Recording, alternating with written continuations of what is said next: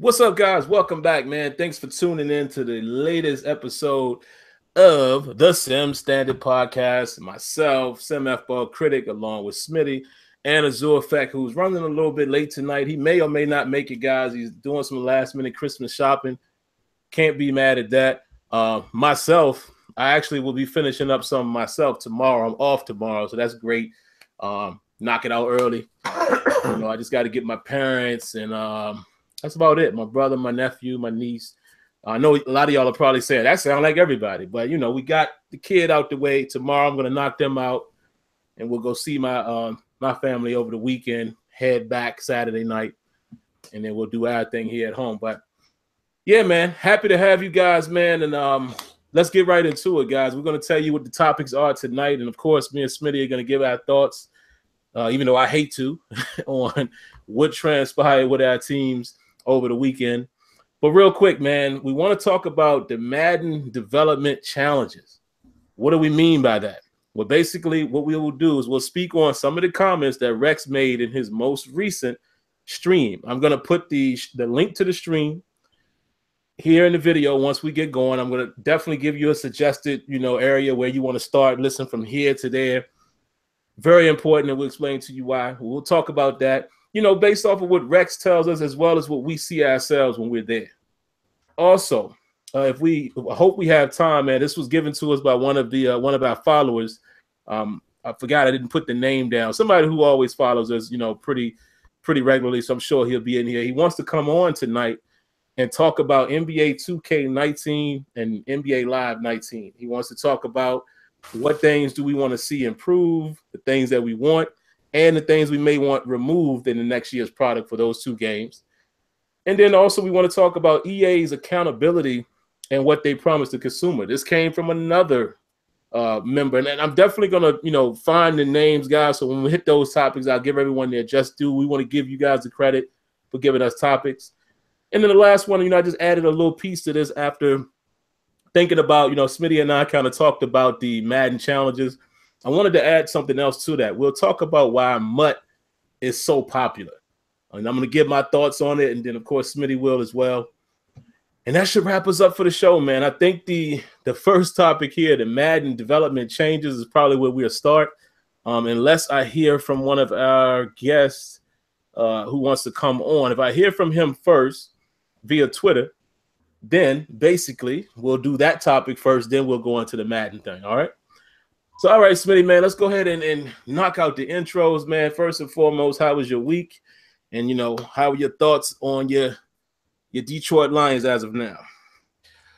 Well, I mean, pretty much we're at the mercy of what happens with other teams. You know what I'm saying? So it's basically we honestly got to have other teams lose in order for us to have a shot at the playoffs. And I mean, I don't think we're going to get in there, to be quite honest. But even if we went out, and we do, we're gonna go out like I mean, well, if we make it in, we can come away with the W. We can. But it's going to be I think it's going to be tough because there's a lot that we got to prove as a team, as, to be a legitimate contender. And it's going to take us time to get to that point, man. It's just going to take that time. And, I know people here in Michigan, they want Caldwell fired and they want him out of here so bad and he can't ever do anything right and all that good stuff. But ultimately, and now they're trying to make Stafford look bad. Oh man, against teams over 500, do we want Jimmy Garoppolo or do we want another quarterback? It's like, come on, like seriously? All these top tier quarterbacks they bring up all have much better offensive lines than the Lions do. They all have better wide receiving cores than the Lions do. So it's like, when the Lions, if the Lions had the core that some of these other teams had, or had the offensive line that some of these other teams had, oh, we'd be great. We'd be great right now. We probably would only lose maybe 2 or 3 games a year over the past few years because our offense does not counterbalance what the defense brings to the table. Like our defense gets a lot of stops, and it gives us a lot of opportunities to make things happen. But the problem is, it's not enough. It's not enough. Like our squad is not talented enough, especially when you have players go down with injury and you're looking at the next man up. Hey, our original guy that was there wasn't great, so it's like the next man up isn't going to be much better. You know what I'm saying? At least at this point, we don't have an established winning team culture here yet. You know, and that's something we got to build. But it's like Detroit fans, you know, to an extent, they talk about this stuff as if we're just supposed to win no matter what. We should just win no matter what. We should contend for you know, a conference title and everything else. You know, Jim Caldwell's not good enough to get this team to the next level. What level are we on? Like, seriously, I want to know. Clearly, I'm missing it because I would love to see what level our team is on to just all of a sudden just be this force and make these things happen. We lose games. A lot of the reason why we lost games is because of lack of offensive conversion. We don't have a run attack. It doesn't matter who we put in the backfield. You know, the last time we had a 100-yard rushing game prior to, you know, like a week or so ago was when we had Reggie Bush here. And I'm like, yeah, we don't have a good offensive line. So, of course, we're not going to have those kind of running games. We don't have it. That line has to be developed. That is so critical. Said Matt Stafford been sacked the most this year out of all the quarterbacks. It's been hurried up a ton. That's a problem. You know what I'm saying? Like, no matter how you want to look at it, that's a big-time problem. That lets you know, despite his productivity, look at all the pressure that he has going at him. So when you bring up the Tom Brady's, the Aaron Rodgers, the Cam Newtons, and the Matt Ryans of the world and all that, you can't possibly put them in the exact same breath because they don't deal with the pressure like how Matt Stafford does. He's dealing with it a heck of a lot more. So that's why I make that point. All that stuff matters, man. All of it does. And we got to keep that. We got to keep it honest in that regard, man. If we're not going to do that, then come on, what are we doing? Detroit fans, what are we honestly doing? You know what I mean? We got to call spades a spade. I mean, they move pieces around on defense. You got Diggs playing at safety now, and he's doing a good job out there. So he'll probably be a permanent safety. But, you know, we got guys that came back from being on the mend and all that. Like, we can't be naive to all that stuff. And that's the kind of stuff that we as Lions fans do. You know, we got guys that keep acting like we just have this great team that would have and should have made all these moves anyway, that should have executed regardless, and they just didn't. Like, no, we're not this great team. We're a team that's building. We can win 10 to 12 games a year if that whole team is healthy and nobody goes out due to injury. Yeah, we can. But if you have guys go down because they hurt, no, we're not the same squad. So that's the whole thing at the end of the day, man. You know, you got to recognize game. You got to know what it is you got right in front of you. Our team is not that good, but we've been in games. So when I look at it, offensive production is key. Can't establish a run. We can't establish the run game. We can't establish, you know, we become one-dimensional with the pass game, and then we become extremely predictable. That's it. You know what I'm saying? If you get the O-line right and our receivers can catch passes, Matt Stafford not under so much pressure, and you give a run game to balance it, we're good. We are a good team. You know what I'm saying? We'll be a legitimate team that can make a deep run. So, but you know, that's the whole thing. They want to fire Caldwell because of what the Captain Obvious issue is right now. Like, are you serious? No. Don't fire that man. Give him a chance. So, but that's pretty much it, man. You know, regardless if we win or whatever it is that happens, we got to have a lot more happen overall for us to be a legit team. So I'll throw it back to you, bro. Yeah, man, I'll be quick, man. I think, you know, I got out of my therapy session today, man, and you know, I finally have gotten over last week. I'll be quick, man. I don't want to revisit too much, but as far as how I feel about the Steelers, man, you know what? I feel encouraged. You guys know I'm very critical of my team as far as how they perform, but y'all also know a lot of you guys that watch, you know, Terrible Towel Tuesday. I'm what you call a real analytical, pay attention like fan. Like I really analyze the team just like Smitty does and understand why they win, why they lose, what type of team they're gonna be. Y'all know I always say I wait until around week 6, 7 to know what the team is. All I wanted to do is I wanted to see how they matched up against the Patriots. Okay, I've been telling you guys. And I remember at one point I told y'all when they were 9-2, I said we 9-2, but I don't know what team we are yet. We lost to the Chicago Bears. You know, some people can say, oh, that's an early loss. Yeah, but we shouldn't have lost that game. Let's be honest. You watch the game, we should not have lost that game. We gave up too much on the ground. We lost it. Okay, we lost to the Jacksonville Jaguars, which has turned out to be Jacksonville's good. I don't know if I really trust Blake Bortles, even though he's having a good month, but they for real.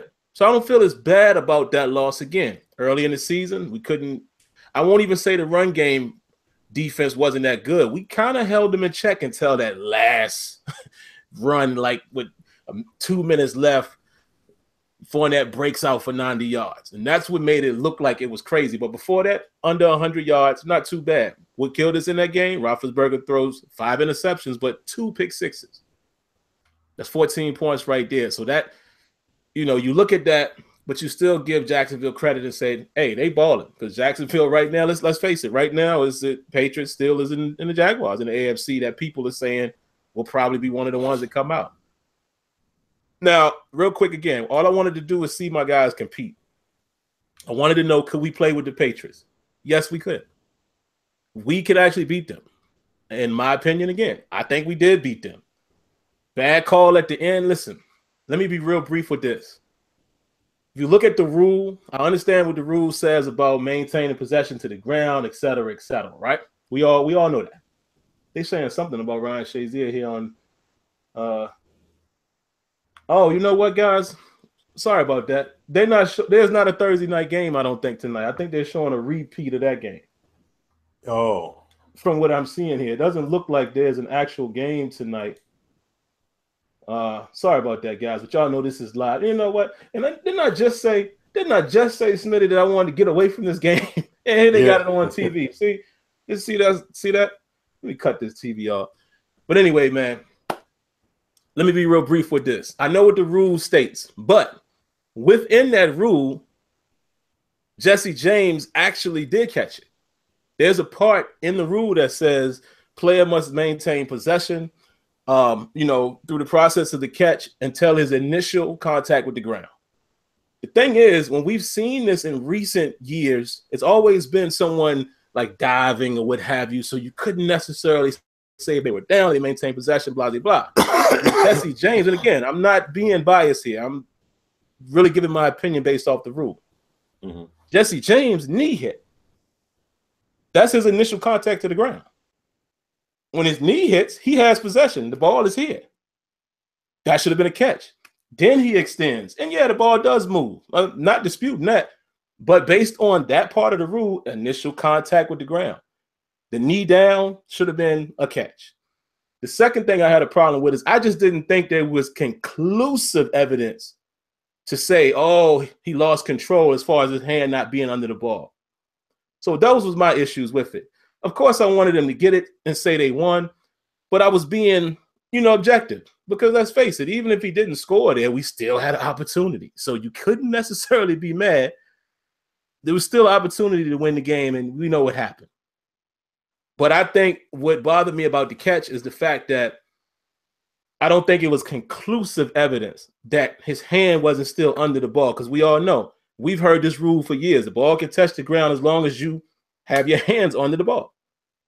The tip of the ball can hit the ground. We've always known that. So even if it was called incomplete, I still would have been upset, but I would have been like, dang, it ain't enough to overturn it because it wasn't conclusive.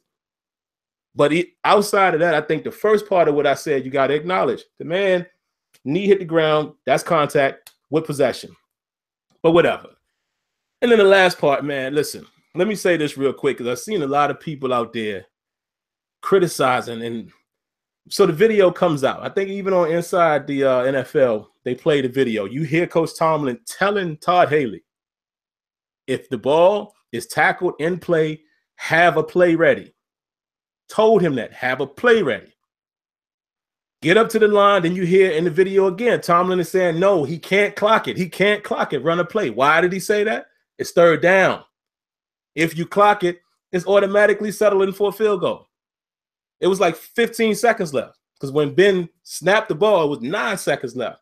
Plenty of time to run a play. Sounds like to me, whatever, it sounds like to me, Todd Haley didn't have the play ready, as Tomlin instructed him to. And Ben got up there and, you know, he signaled something to Eli Rogers. Nobody else ran the play. They thought it was a clock. And Ben throws the interception. Should he have forced it in that defense? No. But if you take a closer look, he could have made a better throw and Eli might have caught it. He had room.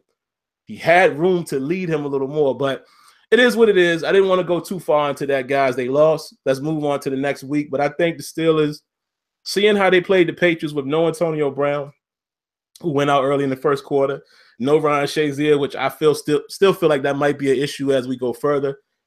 No Joe Hayden, no Vance McDonald, and they played a very good game against the New England Patriots, and Gronk got his numbers. Listen, that's Gronkowski. The same way you can't hardly stop AB. You can't stop Julio Jones. It's Gronkowski. And also people, Smitty, they was criticizing, saying that the Steelers didn't have anybody helping. That's not correct, because both the players and Tomlin in his conference mentioned there was supposed to be help over the top. You look at a couple of those plays on that last New England drive, Mike Mitchell, for whatever reason, plays the left side instead of playing the middle of the field. So he made the mistake of not giving more of the bracket coverage to Gronkowski, blown assignments. So it is what it is, man. But I do feel like with them playing the way they played against the Patriots, I like their chances, and we'll just have to see what happens. But let's keep in mind, man, two things to look at.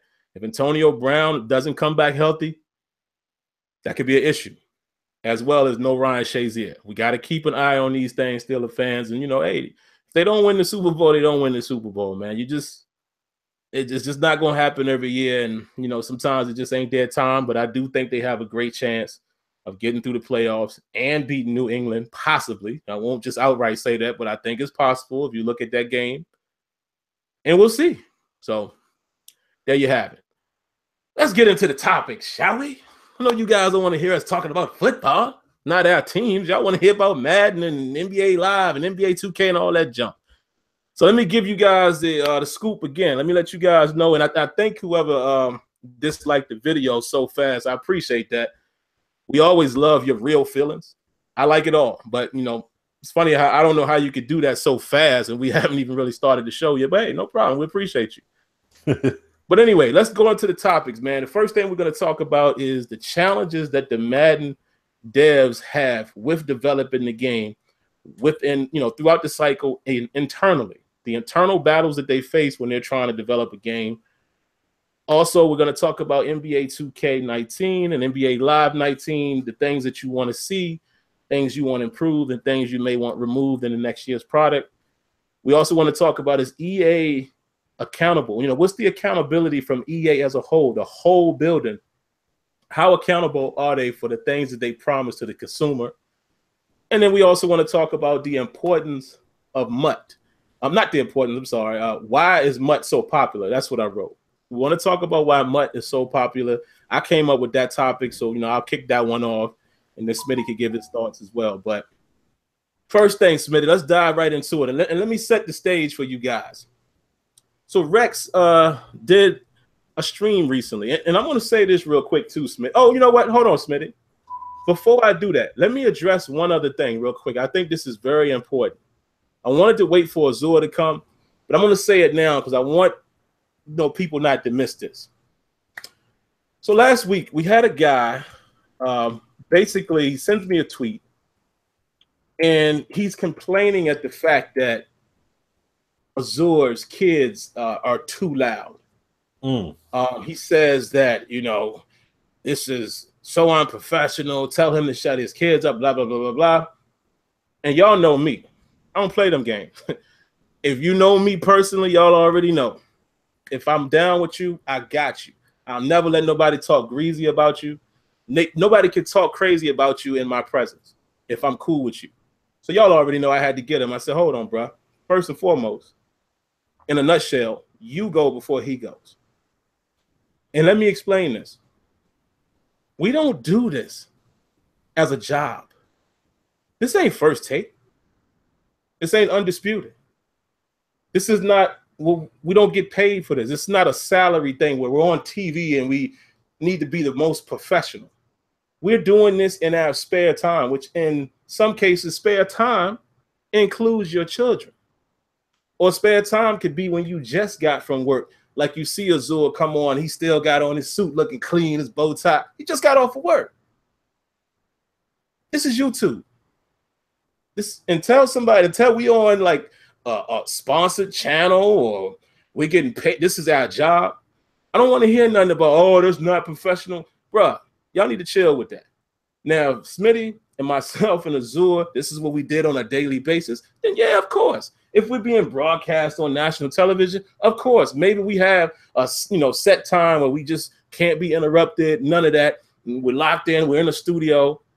We do this for free in our spare time. So if anybody has a problem with if Azure's kids are in the background or there's noise in the background, if Smitty's daughter comes in, if my son comes in, I'm going to ask y'all to leave right now. Because I would rather not have you view us if you can't understand that. You understand what I'm saying? Come on, man. Y'all need to chill with that. And that's why I see my man thought he was going to be slick because he's going to send all that to me. And he thought I wasn't going to copy Azure on it. Like, no, don't play yourself like that. I don't care how long you've been a subscriber. You can go. It ain't that important, dude. Family first before a podcast about Madden and video games. So y'all need to chill with that. I just needed to say that because if anybody else feels that way, what's that Chris Brown used to say? Deuces. Y'all can go. We don't need you if you can't understand that. All right, I just needed to say that. So first and foremost, let's get back to the issue at hand here. Rex did a stream recently, and I'm trying to find it right now, guys. I'm pulling it up. Here it is. I'm going to put the link in the description later on, but I will also post it here in the chat. What I'm going to need you guys to start doing, you guys are going to need to listen to Rex in this type of format. And the reason why it's key to do it here is because when Rex is streaming, you're getting the raw emotion, like his real thoughts. It's not on Twitter. There's no time to be pre-scripted. He's telling you exactly what he feels. But the reason why I say you need to start, following him, because he's going to answer your questions. He reads that chat. He's going to answer your questions, and he answers real questions. Now, what I want y'all to do, man, when I post the link, whenever you get a chance, go view it, right? And I want you to take a look, start at around the 1 hour and 1 minute mark and listen through about an hour and 12, hour and 13. That chunk of time right there will give you everything that we're basically going to talk about tonight. So he basically explains why the issues that they face making the game and the battles that they face internally with those who make the decisions. Like Rex went really deep and shared his thoughts and his disgust and et cetera, et cetera. So that's what we're going to be discussing. So go ahead, Smitty, man, kick it off, man. Elaborate on some of the, the internal battles that Rex faces that he mentioned, and even some of the stuff that we even have been, privy to over the last few years. Well, Rex, like we've said over, in the past, we would always talk about how Rex would, we would have discussions. We'd have talks in the studio, and we'd be like, man, we wish we could tell y'all. Man, we wish we could share these things with you. And him saying he wants the same game that we want. He literally was doing that. Like, this is why I've said weeks past, pay attention to when he does his streams. If you could tune in, he doesn't have a set schedule or nothing, but if you're on Twitter, I would at least set the notifications on him, because if he goes live on Twitter, at least listen to it, even if you can't catch it live. But for those that catch it live, people ask questions, and when they don't understand, he just goes off. Like, he just elaborates and lets you know what the deal is. And Rex talks about how he wants sim elements into the game.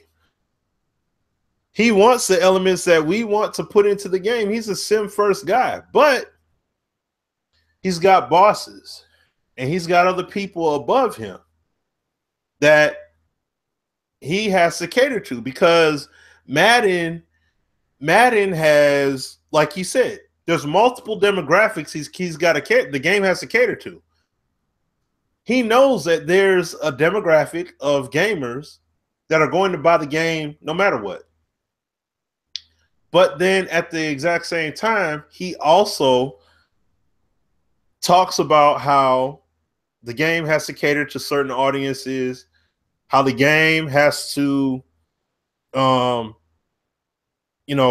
look at the data and they have to make a game to reach the new demographic. That's what he's told. But he said, if you please the core, everybody else will come in. Haven't we been saying that exact same thing? Rex echoes the same sentiment, but he's got bosses that are telling him this is how it's got to be. What Rex is trying to do is he's trying to push the narrative from the community into the studio. So then that way, those people up above, he wants to internally change that culture. So it's like us, us out there on the Twitters, on the YouTubes, and all these other platforms and such. We're being heard bigger and better than before because we're making the internal impact in terms of what's going on. I mean, heck, you heard Rex saying himself. He didn't say the game was tournament ready. His bosses said that. Put it out there. He's like, you seen a bug happen in the game. He was like, I'm trying to say it. Like, it's not ready to me yet. It clearly isn't ready. And then they got to go ahead and put the game out there anyway and play it. So see what I'm like, when Rex is saying it, and I mean, he's just candidly saying it like, hey, look, man, I didn't say I wanted it. I said it wasn't ready, pretty much. In so many words, he's saying like, I said it wasn't ready to go. But they said it's got to go out there. See? And that's the kind of stuff we're talking about. It's like we want sim things to be done. We want bugs to be fixed, but it's like you can't market bug fixes and say, hey guys, this is what we did. They have to figure out a way to spin it. So that way they can work on the stuff. Not just work on it, but then that like they can make it more of a focus. See what I'm saying? These are internal battles, man. This isn't saying, Rex doesn't want the game to be this, blah, blah, blah, blah, blah. It's got nothing to do with any of that. Rex wants the game that we want to be made, but there's a battle that has to be fought. That's why I've said ever since we first came back from the studio, this is a marathon. This is not a sprint. This is a dang on marathon. And we got one heck of a battle ahead for this. That's why I'm down for the ride for all this stuff, because it's a battle, man. There's Sim and I, AZ and everything, we've had discussions with Rex about multiple things that they want to do with the game. And it's like, man, oh, we want to do this. We want to do that. We want to do. And all these things are things that, like I said, I don't see anybody on Twitter or YouTube talking about it. But they need to be done. He's got to be able to build. And I understand it's going to be a progressive thing to do. But at the same time, he's got to find, there has to be a way to fight the pushback and also show the powers that be, hey, we need to let this man get creative. We need to let this man do what he needs to do. You know what I'm saying? And I mean, I'm speaking on a little bit here, but, you know, the main thing that I take away is that we need a guy like him in the studio. Like, seriously. Because for those of y'all that forgot, and obviously a decent number of people forgot. Remember when Ian Cummings was in the building? And remember how Ian Cummings interacted with us? He blamed us. He said, oh, it ain't the game, it's you. This dude is straight up saying, like, look, this ain't even MUT podcast. This is not a game I could stand behind and put my name on and say, hey, yo, I'm proud. Like, I'm truly, truly proud of this game yet. He doesn't have one yet to do that. So when you have a man in there that's saying things like that, that's the kind of dude that you want in there that's still pushing and fighting and everything else. They're telling it. So it's got to be a community-proven narrative that, hey, if you guys curve this and build from the core out, meaning franchise mode, gameplay, you know what I mean? Like build the foundation, work on the foundation, repair that. Not hitting with the new feature. That was another point Rex said. Instead of like doing a brand new feature, work on what's already there and just elaborate on it. That's what's going to make it happen. That's what's going to make the needle move. That's what's going to bring the people in. That's what Rex is saying. He's saying it. Everything he said, that's the kind of narrative that we've had when we've had dialogue with him when we were down in the studio in the past. This is the exact same kind of narrative that we've had with, that's why we would come back, years ago, and we would be like, guys, I'm telling you, these guys they're the ones. These are the men you want in there. Trust. This is why stuff like this. And if you pay attention to what he's saying in these streams and such, you'll get it. You'll understand. You see what I'm saying? So, but like I said, I'll throw it to Sim, man. I'll let you go ahead. You could, chime in and talk about it. It's so much, man, that I'm trying to even figure out where to position it. It's so much that Rex says in these streams, man, that the reason why, guys, I always want y'all to go to the source is because you're going to get it the best from the source instead of the middleman. And I want you guys to see that the stuff that we say, we're not telling you no lie. We're not blowing any smoke.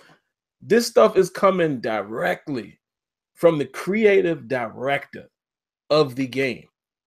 And just to hit on a few things that he said, man, that I thought that was very important. One thing that he mentioned, he has a way of also telling you guys what's to come. He pointed out bugs that needs to be fixed. And in some cases, and this is some of the other parts of the stream, not necessarily the start and end point where I told you guys. But if you got time, listen to the whole thing. But he talks about certain things that are already being worked on. He also talks about things that could be upcoming. He said in the stream something about an overhaul to the catching system. I was like, It was certain things that was happening in his game. He was saying, yep, that's gone. Y'all won't see that next year. He has a way of telling you certain things that they're working on, what they're trying to work on. That's number one. Number two, when he says things like, listen, I can't do anything about the way other people feel is the best way to gain new consumers. Now, he's literally telling you that his opinion, in so many words, he even took a shot at long shot. In so many words, he even said, listen, I don't agree with that. Verbatim, he said there's certain decisions that are made that appalls him and he's disgusted by it. Because his narrative is he feels like the best way to make your game grow is to give your core audience what they want. Give them the things they want, and you'll see success that way. But then he says, but the marketing and these other people and shareholders and et cetera, these guys feel like, no, it's better to build features to try to bring in the new crowd. He even gave an analogy. He said it's just like flying on Delta, right? He said, let's say, there's no TV, there's no ad, no this, no that. But then when you look at the video where they show you, about the plane and they're telling you how they've done so much for the business class and upgraded experience and upgraded, first class experience. And he's like, but what about me? What about the guy who's in coach? I fly this all the time. He said that's basically what he's fighting every day at EA internally. And he even said, listen, man, I'm only one voice. And he said, what it's basically going to come down to is us getting more people on the inside that view it this way. And he also said, it's starting to happen. It's starting to get to a point where there's more people internally that view it the same way we do. Why did I say we? Because he also said, same thing I tell y'all all the time. He said out of his own mouth, y'all beefing with the wrong people. He said, we are your allies. We want all of this stuff that y'all are talking about. But they have to fight these people who feel like the better approach is to go after, he called them the tier 3 casuals. That's what they call them internally. He says they call them tier 3 casuals. The guy who maybe doesn't buy EA products and maybe have never bought a Madden. That's who they're trying to cater to.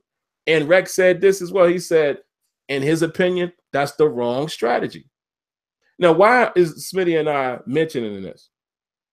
We're mentioning this because, again, our job, man, I've always took pride in saying, listen, when I become a game changer, I'm going to tell the community everything I could tell them without going too far. That's what I always wanted. When I wasn't a game changer, I always wanted to hear somebody tell me what's going on in there. And it really was nobody who did that. We really some of the first game changers who've ever done this. And it might be a couple others. Like I know guys like Shop, obviously. And, I don't want to forget anybody, but let's be real. Before we were in the building, y'all won't get in it like this. Let's be very real here. Y'all won't get in it like this. But the reason y'all get it like this is because we're real. And number two, this was my mission. I said, I'm only going to do this if I can relay as much as I can to the community. Because there was no guy like us. And basically, it's good now to see that they're starting to tell you guys more of that in public. This is the stuff we always talk about with them. All the time. All the time. All of that stuff. Y'all remember that interview I did with Anthony White last year? Not this past E3, but last year. All that stuff that they was saying he was working on for coverage. Mm-hmm. Guess what? Priorities changed. That wasn't a lie, folks. I wish I could share some of the conversations I had with him, even in my phone, that I could show you, but I can't because that's confidential between him and I. And a lot of stuff that we talk about could be later. Like there's things that we've talked about with these guys, right? That was supposed to happen in 17 and 18. It ain't happened. So Smitty and I can't mention some of these things because technically it's still under wraps because it hasn't come out. There's stuff that me and Clint talked about. Like I told you guys before, there's feature. Oh my God. There's something that was supposed to be in 17 and 18 that was going to be one of my favorite features. Probably would have been one of my favorite things in this year's game the way it turned out. And it was there until like May. And I talked to Clint, and Clint says, "Oh, Sim, man, I forgot to tell you." I was like, "What? What, Clint? We can't get it. We can't get it. We don't have the time. We don't have the manpower to get it done." I was like, "You got to be kidding." He said, "Nah, man, we being stretched out and other stuff is, we're in the crunch time now." See? And I can't even share this with y'all, but that's how it goes down. And it goes directly with what Rex is saying. If somebody else says, "Nah, this is more important," that's what they got to do. But here's real quick. Let me wrap it up on this point real quick. And I throw it back to you, Smitty. The reason why we share this with you guys is because of this. We just want y'all to understand how things work, so you don't have to ask these questions no more. You don't have to, we shouldn't still be asking, why is this? Why is that? We know the answer. Rex is telling you the answer. Now, I'm not saying to be satisfied. I'm not saying that you even got to support it. All I'm saying is it's idiotic to know the answer to something and still act like you don't. I just don't roll like that. Me as a person, I mean, outside of gaming and all of that, once I know what it is, that's it. You feel me? Let me give it to you guys in layman terms. We all were single men at some point. Some of you guys are still single. There was a time you went out, you hollered at shorty, you got her number, da-da-da-da. You knew what it was, right? There was other times where you might have hollered at a chick. She won't really give you the same love. Once you knew that it ain't going where you wanted to go, you done. You didn't have to wonder anymore. You might have even lost interest in it because y'all know how dudes do. Y'all know how we do. She fine and fly until she don't want to get at you. Then you like, I don't want you anyway. Y'all know that's how we do, right? Guys do that. I don't, we've all done it at some point. So my point is, once you know what it is, why are you still, because I see a lot of y'all do that. I just don't understand. Like, what I'm saying to y'all, man, is let's not be that community. Let's be the educated community and find the best ways that we can support and try to get what we need through the devs and support them in any way. Because even Rex said this in the stream too, Smitty. He was like, listen, I would love to tell y'all that just, me just showing them the Twitter stuff works. That don't always work. He said he had actual data that he shows people, and I've seen it. Remember I told y'all that? Y'all thought, sometimes y'all think I'd be lying. Remember I told y'all that some weeks ago? I seen that data. But it doesn't always work because he could very well show it, and then, the other people would be like, well, no, I get it, but I still think the best way for us to blow up is to do this. That's business. Yep. That's another thing Rex said. He said, listen, that's corporate America. That's how it works. Right. So that's all we're saying, guys, is I want our community to be an intelligent community and be effective. Like in order to be effective, you have to understand what's going on and then plan your attack. Well, we can't keep acting like we can't comprehend what's going on and we're blaming the very ones who are trying to get exactly what we want. Y'all remember when Rex said that he wanted to get Vince Wilfork on the team? Oh. Do you think he wanted to bring him in to not make a simulation game? Right. I'm just saying. He ain't bringing him in for MUT or anything like that. So I'm just saying. So that's it in a nutshell, man. Rex spells it out. Don't let me put the words in his mouth. Go listen to that 11, 12 minutes of footage. And that's all you need to know. That's it, man. I just needed to say that, Smitty, because I feel like we're always in this. And me and Smitty get tired of saying this. We get tired of saying this. Is we always got to say we shouldn't have to be explaining this no more. And the reason why we do, because I'm telling you, some of y'all answer these questions all the time, either on Twitter or when we're in here. And I'm like, all right, we asking the wrong questions now. We need to find a different plan of attack. We should already know what it is. Now let's find how we attack that. Mm-hmm. What else you got on it, Smitty? Well, there's a few things that I want to, just to add on.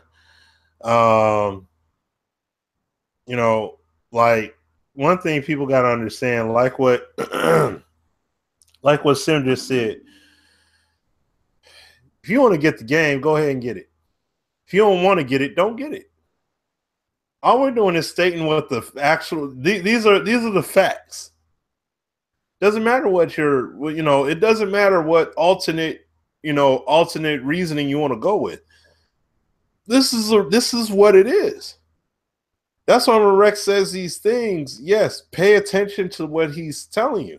Because, like what Sim said, a lot of these questions get asked all the time, but this goes back to a point I've made in the past. Some people get it and understand. There are some people that get it and don't like it. And you also have people that that get it but don't want to accept it. And they want to keep pushing, ignorance and just want to be blind to what's actually in front of them. Sorry. Like, this is what the reality is. That's why I said this is a marathon, not a sprint. It's going to take them time to get the game there. You pay attention to Rex. The narrative is starting to internally change. But you want people to stop, people to quit. No, why the heck would I do that? I want to see that narrative change. Are you kidding me? I want to see the narrative change with Madden. I want to see the narrative change with 2K. I got the shout out our brother Shakedown. You know what I'm saying? I was talking to him yesterday, and he told me, see, I don't mess with my player. And I seen how people heavily dislike that game this year. They got so greedy with VC, it's ridiculous. Like, he told me so many scenarios and so much jacked up stuff that's going on in the game this year. It's laughable. And I feel for the people. I feel for people that are messing with that, especially people that are trying to get into that NBA league now. It's crazy. But this is the point. I want to see these games. I want to see NBA 2K at the core go back to basketball and having fun with it. And like I said, you'll get the money. Just build the game out. You ain't got to force it. Just make it optional. People will buy the VC, but also make it fair for people to grind. 2K, it's like if you don't buy your players up, then you can forget it. You're going to get humiliated on the court. So it's like you're forced to do it. And I'm not with that. And even with Madden with Ultimate Team, I'm not with that narrative of as soon as the game, you could buy the game three days early and start getting into it and all that stuff. I don't like that you're forced to get started immediately like that. Like, meaning that you won't even have enough coins to have a meaningful pack. You know what I'm saying? You gotta basically buy packs so you can have a decent enough team to compete with. Like, come on, man. And you should be able to start out on a free, even though you gotta grind. But you should still be able to just play and still compete. You know what I'm saying? That's how I feel. And I agree with Pro Production there. 2K14. I got the Gen 3 version on my computer. I was playing that last night, just running it. I have a lot of fun with it, man. It's I want to see 2K to get back to that essence, though. That's all I'm saying. I'm not talking about my league, which my league is fun. Playing offline on your own is fun. But what I'm saying, though, is when it comes to the online part, because that's where the money, that's what these guys are going for, the bread. Don't take away from the essence of the game because of that. You know what I mean? Let everybody be able to enjoy it. I love playing not pro-am, excuse me. I love playing crew mode when it was on there back then. I love crew mode. You know what I'm saying? But it's went a long ways away from that, you know, in comparison to where it's at now. And that's the thing with Madden. I was just playing, like, before the show started. I was playing Madden 16. I'm not letting the game get updated. That's not happening. Okay. That ain't happening. The game that myself, Sim, and AZ played, that game was beautiful. Before all these people jumped online and complained and, oh, I can't stop everything and I can't do, like, no. And see, that's one thing too that I was saying to Sim. When they first introduced these new gameplay elements, whatever that inaugural year is, I wish to an extent that at times I wish that people's feedback did not matter, because True Step was best when they first brought it out. When they brought it out in Madden 25, it was clean. It was clean, but people complained. It got nerfed. Madden 15, we loved the passing that. We loved how the passing game was in Madden 15 when we was at the studio. It was amazing.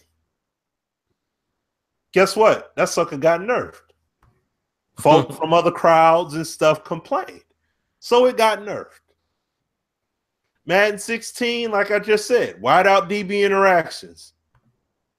It was that's what happens in the NFL. People whined and complained. Look what happened. Got nerfed. This is all we're saying. It gets nerfed. And we need these elements. Just think how Madden would be right now if True Step from Madden 25 stayed that way and only evolved. What if they built on Force Impact system? Remember that? Madden 25. Madden 25.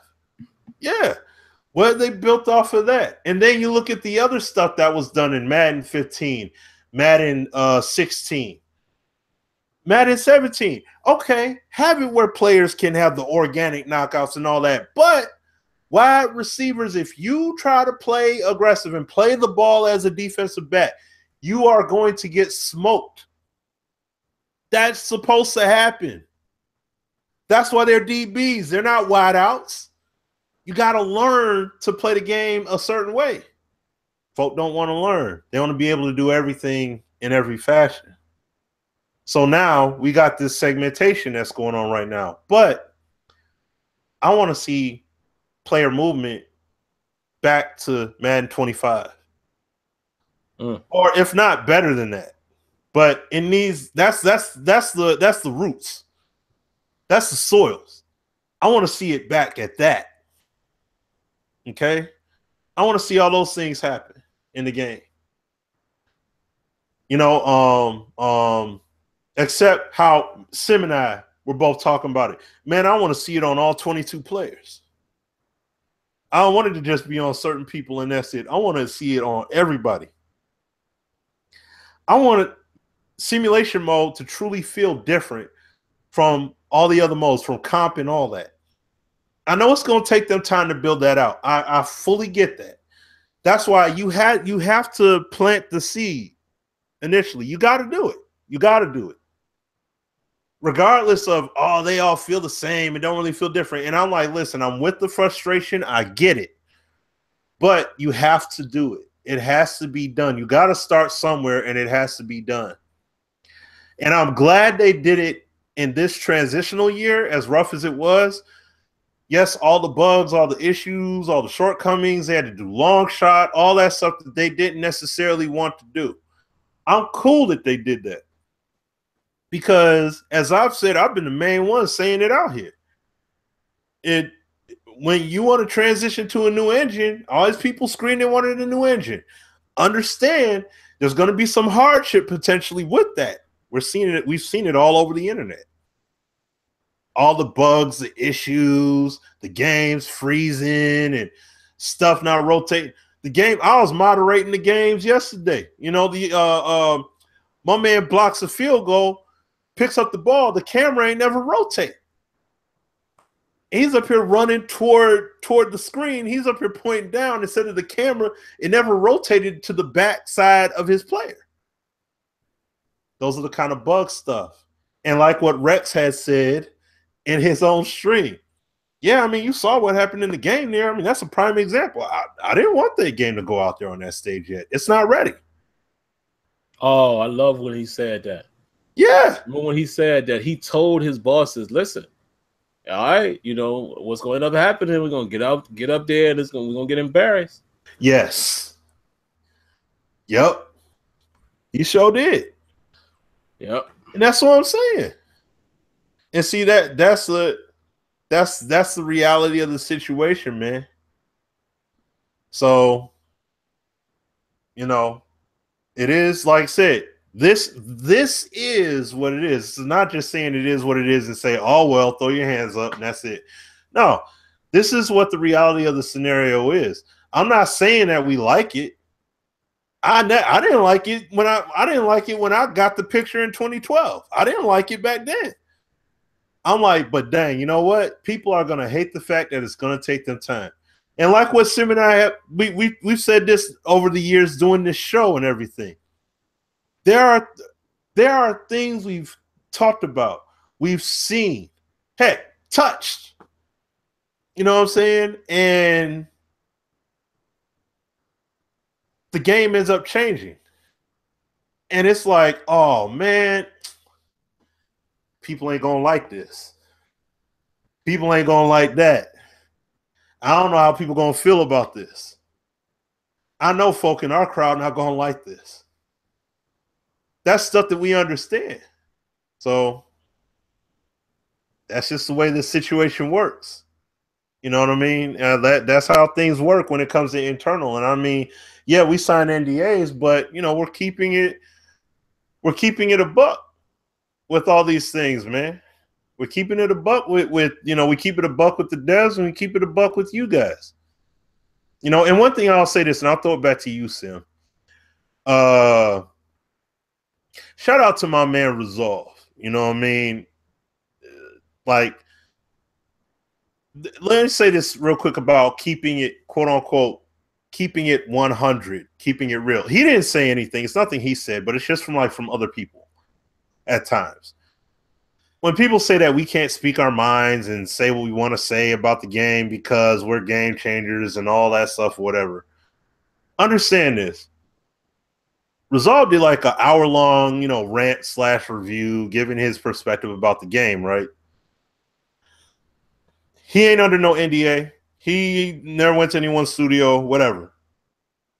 There's not a single thing he said in his video that we haven't already said here about Madden 18. Nothing.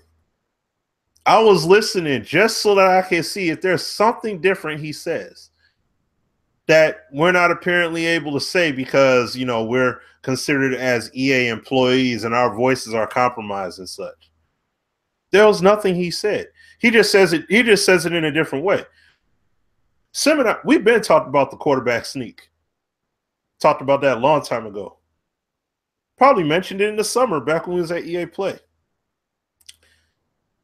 Now, if he goes in talking about it like, man, y'all see that BS happening with the QB sneak? Man, that's retarded. How you going to have dude? He looked like he just got shot and just fell over, man. That ain't how you do a QB sneak. Now, if me or Sim come out talking like that, some people will think that that's keeping it real, keeping it 100.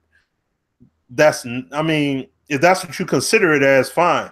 But if I come up and say, whether I'm in a live stream or Sim's in a live stream or we make a quick video or whatever, we say the same thing. Hey, look at the quarterback sneak. We've talked about it multiple times over the years saying we want to see more of a scrum happen. You know what I'm saying? Guys get low, bunch up, try and push forward for position, see the quarterback do the exact same thing. We want to see them try to drive forward. Not it be just, you know, defense and offensive linemen all just individually match up like it's a regular play, because it's not a regular play when it's those short distance kind of situations, especially when you're at goal line stands and stuff like that. when we make those kind of points, especially when we bring up how it looks in Madden 18 and we bring that stuff up, we're saying the exact same thing. It's just being said differently. That's it. See what I'm saying? Just like Rex, what he did in his videos and such. He's keeping it honest. He's keeping it funky with you, but he's being respectful. He can make the point. He doesn't have to be ignorant, and he can still get the point across.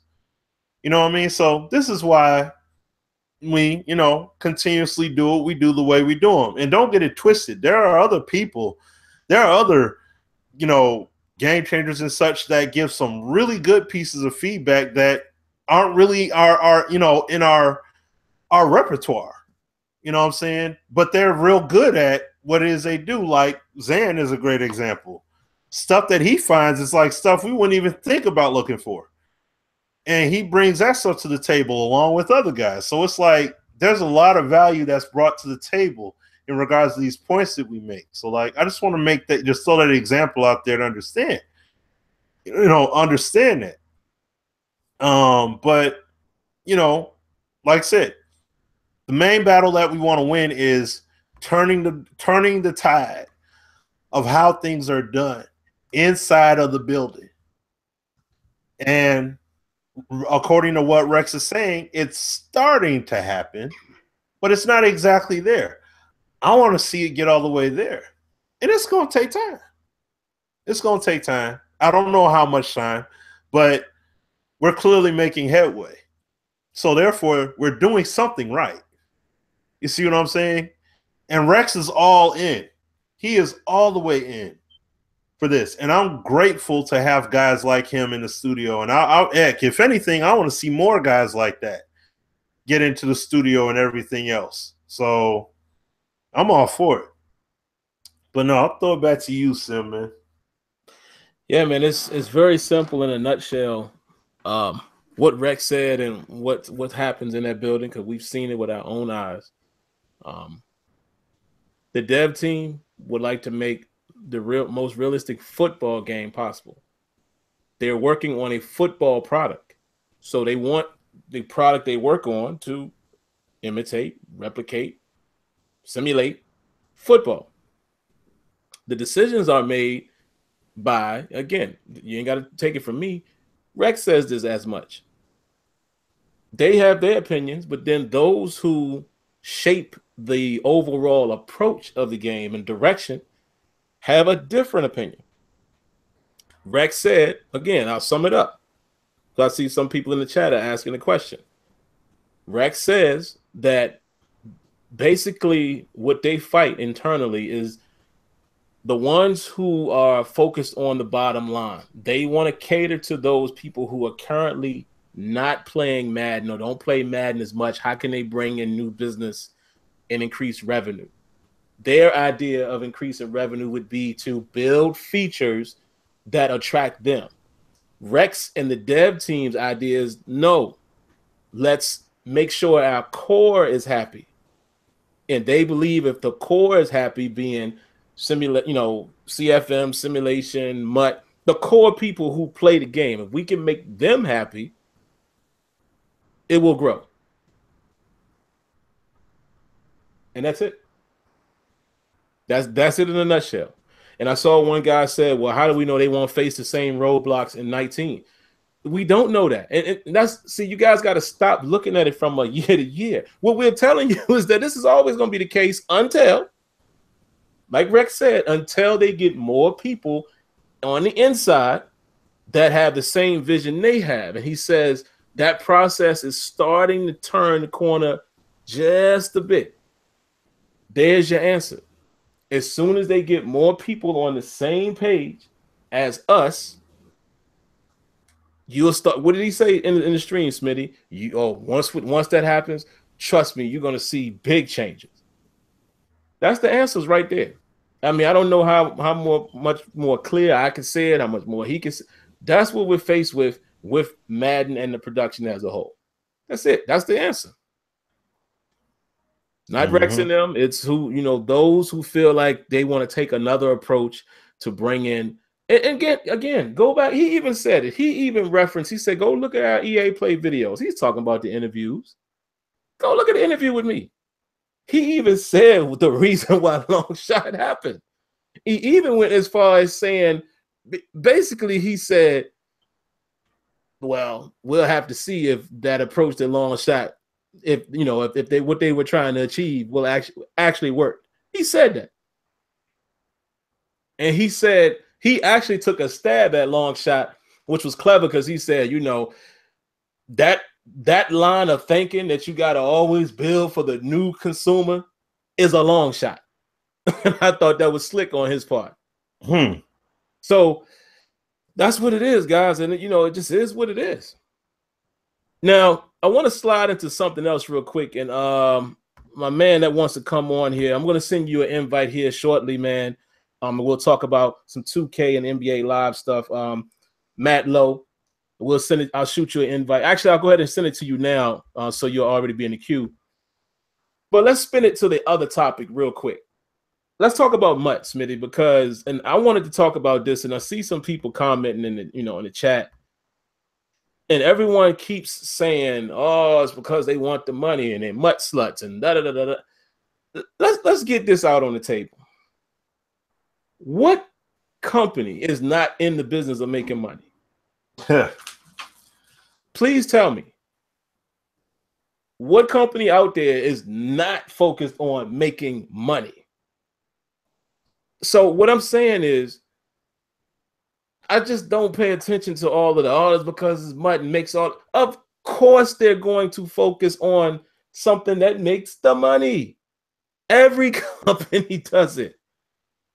Of course, all other games, like, why do we always talk about Matt? Every game has an ultimate team. Now, of course, you can say there's other games that's in better position. Yeah.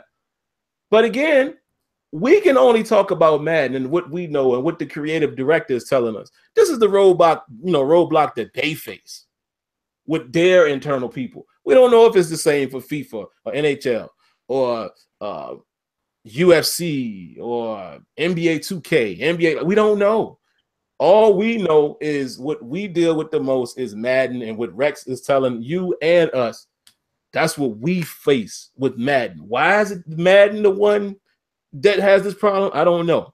As far as the money argument, FIFA sells more. So yes, all of that stuff that everybody keeps trying to say is because Madden is the cash cow. No, it's not. It does make a ton of money, but let me tell you something. FIFA makes buku money, as well as Battlefield, as well as some of the mobile products now. So I don't know why it is that they fight so much with Madden. I don't get it with these. And Rex has told us this guy's a lot of time that he has to convince they don't even know football.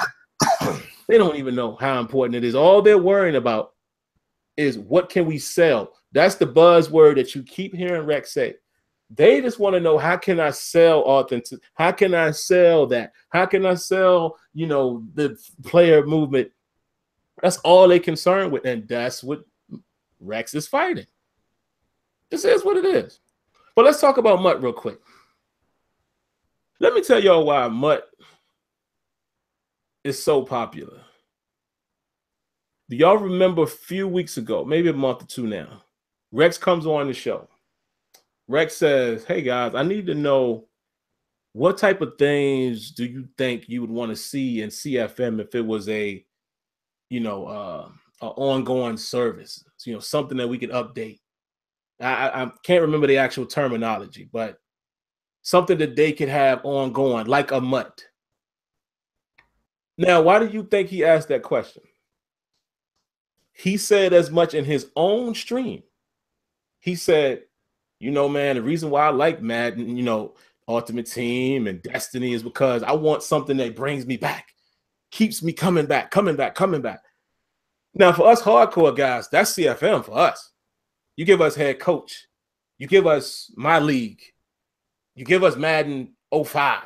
Give us that robust type of CFM. Then that's us CFM sim guys. That's all I need to keep coming back. Keep building my team. And that's why right now I'm in a Madden draft right now for our league. That's what keeps us going. But for the masses, MUT is so popular is because it's always updating content. It's attractive. It's attractive to the millions of people outside of us that want a new experience. Think about it. If you are a MUT head, you getting new experiences like every other week or two. I don't know the frequency, but y'all know what I'm saying. It's always new challenges, new packs. And it's always that constant grind of trying to get the best team. And, it's the ultimate fantasy world. That's why it's so popular. And again, why wouldn't a company invest in a popular component of their product? They are in the business of making money. They all are. The problem is it's the principle. What is the means they want to take to make the money? That's where the roadblock is. This is what Rex said. Rex has told them, look, I feel like if you please the core, build the game. This is what he said again for those of you who missed it. Rex says, make the game that everybody, give them what they want. Give the people, our core audience, the things they want, build their game up, and by golly, we're going to grow. They don't feel that way. They feel like they got to keep chasing and keep chasing this new audience. And Rex even, I want you guys to listen to that 12 minutes. Rex even said himself, he don't even know if that crowd exists. Like, it's so crazy, man, how much Rex is pouring out his, how much he pours out his dissatisfaction or disagreement with the way things are being done internally. That's big, man. Like, I need you guys to pay attention to this stuff because, again, like I said, it's all about being educated. Once you know, you know, and then you don't have to ask the questions. There ain't much we could do about it. Let's be real. I asked Rex the other day. I said, "Look, man, what are some of the things that we could do as a community, to help those folks see it more in the line in the way we see things and what needs to be in the game and why these things are important?" You know what he told me? Man, it ain't really nothing you can do. He said, if I can't convince them, I mean, he said, please, by all means, you and the rest of your community, keep giving us the feedback because it does help. When we can say, look, you got a large amount of people here that this is what they really want. He said, but those people are going to make the decisions that they want to make, and he's outnumbered. And he said, all we can do is try to get more people to see it the way we see it on the dev team. And he says it's slowly happening. Then we'll start to see massive changes. So that's just it in a nutshell, guys. Smitty said he'll be right back. Matt, man, I just sent you the invite. I'll shoot it to you again so you can come on. We'll talk a little bit about, NBA 2K 19 and 2K, NBA Live 19. Kind of want to talk about, again, the things that we want to see them work on, want to see them implement or even remove out of the game. And then, when Smitty comes back, we'll get him on for that. And then after that, guys, we will talk a little bit about who's accountable as far as the things that are promised to the consumers. Who's accountable for that, who should be accountable for that in the EA building. So while we wait for Matt to come on, man, let me go ahead and give my quick thoughts on NBA 2K and NBA Live 19. I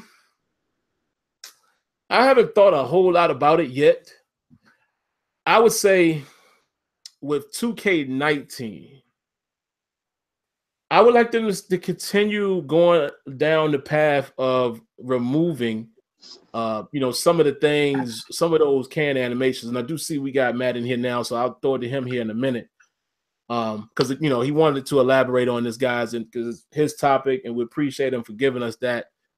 But just real quick, man, because like I said, I haven't really thought about it too much yet, but on the 2K front, I think 2K18 is a solid game. You guys know how I feel about it. It has its problems. We all know. Every game does. I would just want to see them continue to reduce the problems that I have with the game. Continue down the path of reducing or eliminating, to the best of your ability, the sucked in sequences, the 2-man animations, the selective ball tangibility. You know, sometimes it's a block, sometimes your whole forearm. You know, if they could fix some of that, which again, I'm not criticizing them for the clipping. Every game has that, but I'm waiting for that one company to resolve it. Actually, I played a game last night.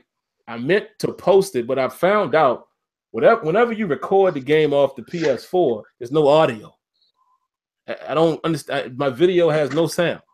So I played a great My League game. I wanted to chop it up, but it's, you know, I can't deliver it the way I want to deliver it without game sound. So I'm going to probably go back to the Elgato and do it that way. But anyway, I did notice it seems like the ball tangibility has improved a little bit since the last time I played it. Like, you know, swiping at the ball and stuff seems to be a little more connected. So just stuff like that, man. If they could work on that, if they could improve the AI, you know, to where, because we've all seen the videos from SamFam and you know, oh Jesus, and some of the defense and the paint and stuff is just atrocious, and some of the rotations ridiculous, and it shouldn't. To me, this is how I feel. Some of you guys might disagree. I'm all for changing sets, changing things like, you know, where I want my guys to play and et cetera, et cetera. But I still think in any sports game, there should be a base level of awareness by your player. I shouldn't have to always say, oh, do this and make this change and make that change and then change that and then change that and then turn the knob up and then, you know, rub it on his back 3 times and then it plays right. No, we shouldn't have to do all of that. Settings and sets and sliders should just be an enhancement to what you're doing, or effort. Y'all know I like to use that word. I think sliders should be effort, not dictating how much something's going to work. But if I turn, you know, blocking up to 100, my dream scenario in basketball, I use basketball since we're talking about that. If I turn it on 100, this dude at all costs, he's going to try to block your shot. And because he's going so hard at it, he might get called for a foul. But it shouldn't mean that he blocks every shot because it's at 100. I don't like that. But that's just my crazy mind. But other than that, man, let me think. NBA 2K19, I'll be quick. Dang, I keep saying 2K. Live 19, I'll be quick with that. And like I said, I'll throw it to Matt first after, and then I'll let Smitty chime in. I just want to see Live continue to push, man. My biggest thing they need to work on is animation quality, though it has improved, but I still need to get that stiffness out of it. I want to see a little more fluidity. What else do I have an issue with? I'm trying to think with Live 19. Live 19 is sticky sometimes too, man. Live 18 is, it's like it's delays on stuff sometimes. It seems like it's a delay with the pass sometimes, and when you try to shoot a shot. So I really just want to see them clean up what they have. Some would say, well, wouldn't you want them to build more? I do. But I think I want Live to take the approach that I think we all want Madden to take the approach. Clean up everything that you have in the game and perfect that stuff. Then you can start building. You know what I'm saying? At that point, you got something. Even with Madden, let's think about this for a hot second. If they had everything that's in Madden currently play the way it's supposed to, it's a different discussion. So I still feel like the core has to be done first. Even, you know, as much as I love CFM, I still think if they don't get that gameplay where it needs to be, all of those extra features are just eye candy, man. And that's why I give credit to a 2K. 2K18's gameplay is good enough. It has problems, but it's good enough for me to thoroughly enjoy my league. That's what I need Madden to be. So those are my thoughts, man. But like I said, I'm sure Matt has a little more. We want to give him credit for his topic. So Matt, man, take it away, man. Again, guys, he's talking about the things that we want to see improved, removed, or added to 2K19 and Live 19. Can you hear me? Yes, sir. Yeah. Okay, cool. Thanks for having me on the show again. I'll try to be brief. I didn't play too much. I did left 18 this year. skeptical about it, but like I've seen videos, people play videos. It looks like a solid game. Like this just like the same thing you said, Sim. A lot of stiffness of it. But I really wanted to play it. I should have had it when it was like give like for $15, but anyways, 2K for me is the one I play the most, and I've been playing it like as long as I can remember. Mm-hmm. But for me, get like the force fields. Like oh yeah, me a lot of times I don't even steal the ball to my game. Like I try to like read the lanes. That's the ball before. Like I don't try to steal the ball from the actual like when I'm in the lanes and you're like playing as another defender. I don't really try to steal the ball because half the time it doesn't work. Work when the computer does it to you. Right. So a lot of times that happens, or you try to throw the ball like in the lane and your man's in the lane and they always lose the ball somehow, some way. I've seen a lot of stuff like that. That stuff that I would like to clean up. I don't play my player because everybody gets in there and they just spam. Like everybody wants players to be 99 as opposed to grinding like old school days and working their player up to be at the height. Everyone wants to spend money on VC to build their character up. I mean,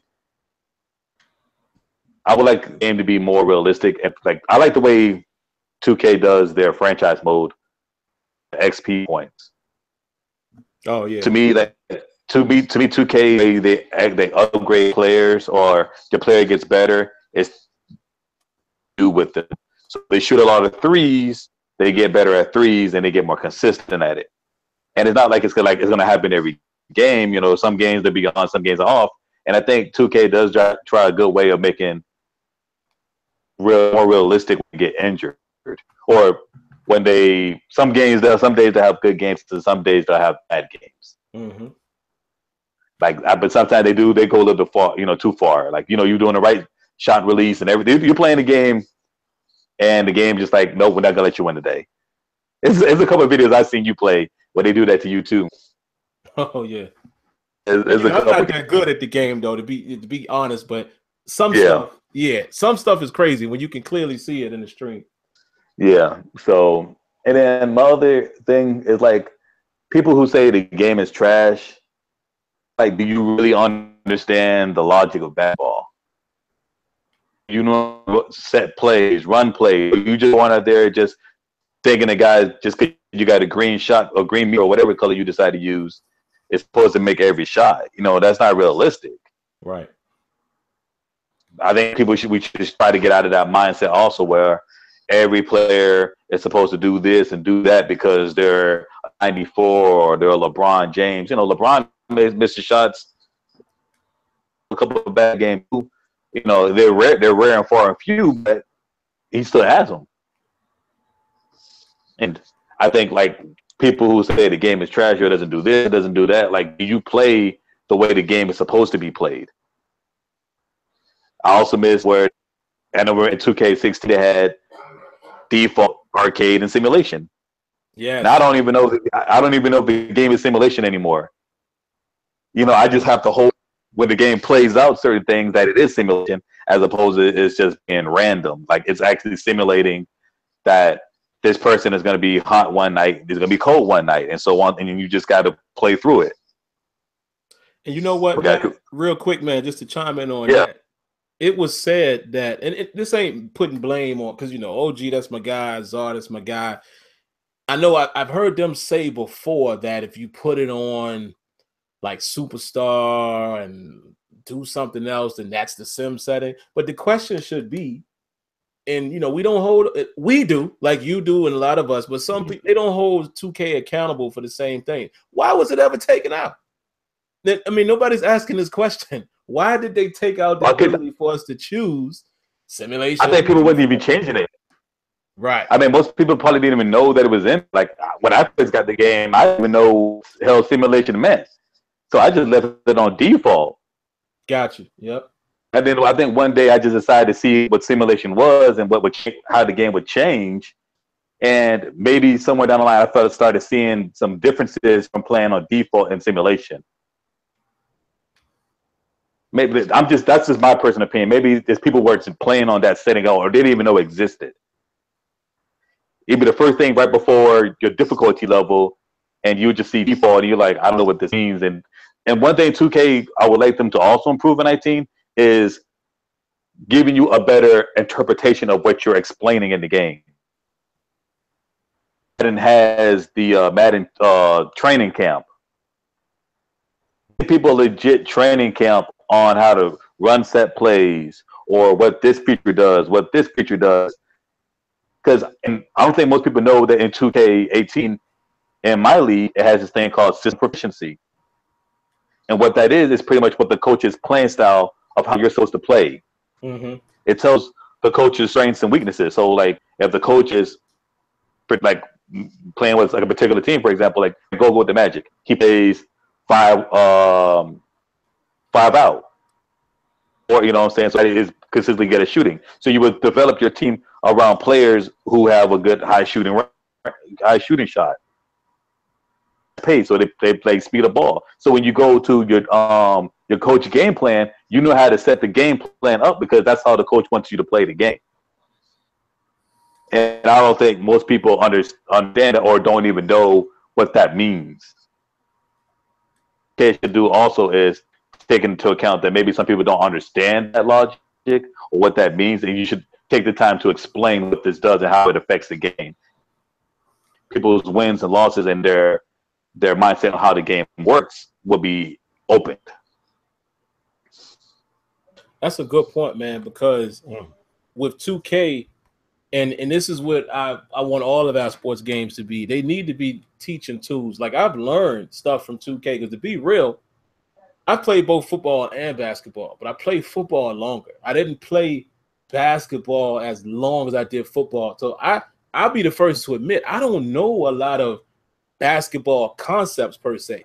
You know what I mean? Like I don't know the way I know football. And I've learned playing 2K, even when guys like you in the stream, like, nah, Sim, do this. And I'm like, oh, okay. You know, like I watch basketball. I'm a Sixers fan. I know the basics, but I don't know all of the sets and all that stuff. So, like you said, it would be cool, man, if they expanded a little more on that kind of stuff to help people out that don't necessarily know the ins and out that go, you know, that goes with basketball. Mm-hmm. And I would like them to tune up to like my player, like I said earlier, my player. Like I would do my player if it felt like if it was more like it gravitated to me. But it doesn't gravitate to me, you know, because the AI doesn't play the way you play, the way they play in real life. The AI doesn't even throw you the ball half of the time. You're like screaming, throwing for the ball, like throw me the ball, I'm open, and the AI's like, nah, I'm not gonna throw you the ball. I'm gonna throw the ball to somebody else. The game does not make you force you to run certain plays. Like run this play, you know, and if you don't run this play, there's a penalty.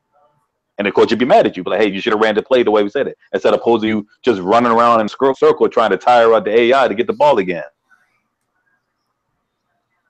You know, you just got to get away from certain things that make the game seem unwatchable and unplayable.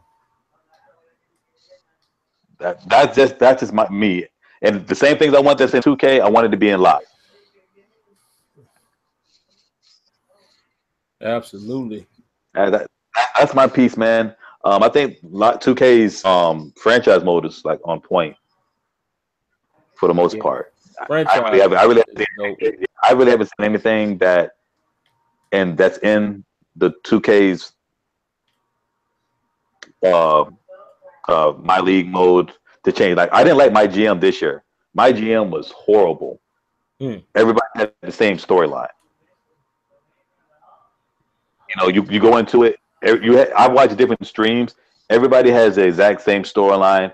The owner has to sell the team to Seattle for whatever reason. Why every owner wants to trade the team to Seattle? I don't know why. And the owner hires his son and brings him on there. I'm like, dude, like you could have did like 20 different storylines. At least with the game being finished, you can update the storylines to be different. Content where you can update the storylines where it's not the same storyline. I don't know if that'll break the game, but in the end, they should have just added more storylines as opposed to everybody having the same exact storyline all the way through. And I didn't play it all the way through, so I don't even know the seasons after that. Does the storyline change? Good point, man. So. Good point. Well, man, we definitely That's appreciate you. Yeah, we appreciate you coming on, man. You know, anytime you want to, we appreciate the topic. You know, anything else you wanted to say before you go, man? For me, when it comes down to Madden, I'm gonna support it. I'm gonna play the games. Maybe I'll game fly it first before I actually go out and buy it. Smart man. Yeah. You know, and I'm looking for some improvements for me for Madden 19. When it comes down to CF mode, because I'm just like you guys, I play nothing but CFM. I don't play anything outside of that. I don't do nothing else. Bring in some of the features that they had back in the day, which comes from like getting a head coach, a defensive coordinator, offensive coordinator, a better training camp, or a better training mode, like fatigues that 2K, where you know if this guy's tired or sluggish, you won't train him that day. He has to train, but this person won't have to train, or you can change the intensity of how he trains. And so the injuries matter. We're like, okay, like in the NFL, the person's like, he has a slight leg injury, he won't play. You should be able to have the option to be like, okay, I won't play you this game because you have a slight injury. Mm-hmm. You know, that's it. I mean, I don't know. I'm like you in reverse when it comes to football. I played basketball outside like everybody else, but I watch a lot of it, so I understand basketball a little bit more than football. Right. Like you and vice versa. So, but the things that's in 2K's franchise mode, I would like them to add in Madden's franchise mode, if not identical, but what the NFL does, and maybe some realistic playbooks. I think the playbooks are so unrealistic. Like the Buccaneers playbook has been the same every year, and I don't understand that. So That's a toss up though, man. Because what I've actually heard from like A-Dub is he primarily works on them. The playbooks are okay, more accurate than we think. I know he says there's defensive stuff they want to get to that, you know, like how they added some plays on offense this year. But he said for the most part, a lot of these playbooks we see is accurate. It's just that he said that, you know, every team might run cover two or cover two man. It's just they might have a variation in technique and how they play it. So he said that's kind of the misconception where, you know, a lot of people we've all looked at the same you know, the same playbooks and we like, oh, why does everybody have this? And I'll tell you another little thing here, because Rex actually said this before in the stream. Like the purple zones, A-Dub said that don't even exist. That's not a real zone in football. So he said that is there's no like concept that would have them do that. So it's really a matter of them, which he definitely is working on, is getting the concepts, the techniques, and the way they play certain things, and then we should start seeing, you know, at least more variation as far as how it's being played, even if it looks the same. I mean, like I said, I don't even play zone in the game anymore. I play nothing but man. I can't even play zone. I don't want to take a chance to play zone. I play normally man throughout the whole game. I man and blitz. That's it. I don't do anything else but those two. Yeah. I just feel like, you know, playing zone, you're going to be out of position all the time, and then the game's just not going to do what you wanted to do. No matter what you do, and you're right there, but the game, you can't switch to everybody so fast, and all this you're switching from one person to the next, it takes you out of the play, or it does this and it does that. And you just want to throw the controller in the air, like. Wait, like what can you really do? I feel you, man. They definitely got to tighten that stuff up, man. Hopefully, Yeah, we'll see it in 19. I know that's supposed to be, you know, some focus around that area, but we'll have to see what happens, man. Yeah, I'm not a basher. I support both games. I want both games to be successful. So everybody has their own options to choose what they want. But, you know, I want them to get to a point where maybe when they decide to do that thing where, you know, we don't have to keep paying $60 for a game every year. We pay whatever the subscription is, and then they just continue to add. I'm looking forward to that, because I would save us all a lot of money. Yeah, I think the subscription thing, man. A lot of people, I was surprised to see, everyone's like, response to that. But I think it's way more beneficial than what people are thinking. I really see huge benefits in that, especially from development. So we'll see what happens. We'll see what we don't know anything about that. That was new news to us when not exactly. We have heard about this a couple years ago, but we didn't. I have no idea how far along they are in the process of actually doing something like that. Okay. Yep. Just give a shout out because I am on a podcast, casually kicking it. We listen to like video games and movie reviews and topics. We do like talk about food, about different places and trial food. So I'm just giving a shout out for me and my crew. Oh yeah, go ahead, man. iTunes and iHeartRadio and Google Play. So I'm doing a little plug in for that. And that, check us out. Give us your feedback, what you like, what you don't like, so that way we can, improve like everybody else does. But I do appreciate you guys having me on. I want to take up your show, so I'll be listening. No problem at all, man. We definitely appreciate you coming on, like always, man. And yeah, guys, make sure y'all check out his podcast. If you want to hit him up on Twitter, let me give you his name in case you didn't catch the name of the show. You can catch him. It's at CKIMAT 407. CKIMAT 407. So Smitty, man, what are your thoughts, man? Like like I said, not sure if you heard this part or not. I hadn't thought about it a lot, but I would. I probably will think about it at some point. But what are some of the things that you would want to see improved, added, or removed from 2K19 and NBA Live 19?